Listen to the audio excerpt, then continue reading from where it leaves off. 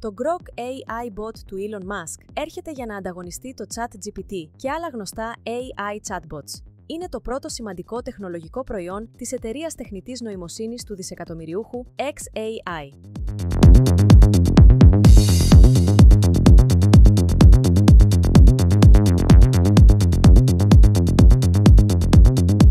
Το AI chatbot θα μπορεί να απαντά σε ερωτήσεις με έναν έξυπνο, χιουμοριστικό και διασκεδαστικό τρόπο, ενώ λέγεται ότι θα μπορεί να απαντά και σε πικάντικες ερωτήσεις που άλλα chatbots τεχνητής νοημοσύνης θα μπορούσαν να αποφύγουν. Ο Elon Musk έδειξε στο X πώς λειτουργεί το Grok, ενώ δημοσίευσε και τις απαντήσεις που δίνει σε σχέση με ένα άλλο chatbot στην ίδια ερώτηση. Έδειξε ότι το άλλο chatbot περιελάμβανε λιγότερες τρέχουσες πληροφορίες. Ωστόσο, η xAI έσπευσε να ενημερώσει ότι το Grok μπορεί να δημιουργήσει ψευδείς ή αντιφατικές πληροφορίες, όπως συμβαίνει με οποιοδήποτε Large Language Model.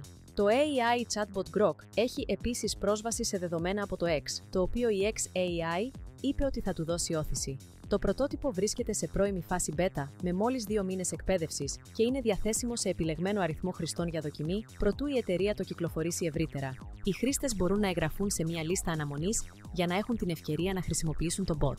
Ο Elon Musk είπε ότι το Grok θα είναι χαρακτηριστικό του X Premium Plus, το οποίο κοστίζει $16 το μήνα. Σε ορισμένες περιπτώσεις, είναι ό,τι καλύτερο υπάρχει αυτή τη στιγμή, είπε ο Musk σε ανάρτησή του.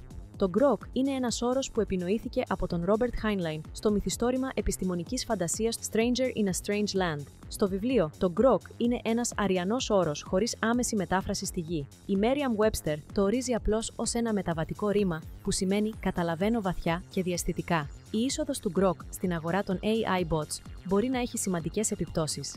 Καταρχάς, η παρουσία του Grok μπορεί να δημιουργήσει ανταγωνισμό και κίνητρο για τη βελτίωση των υπαρχόντων AI bots, όπως το ChatGPT και άλλα.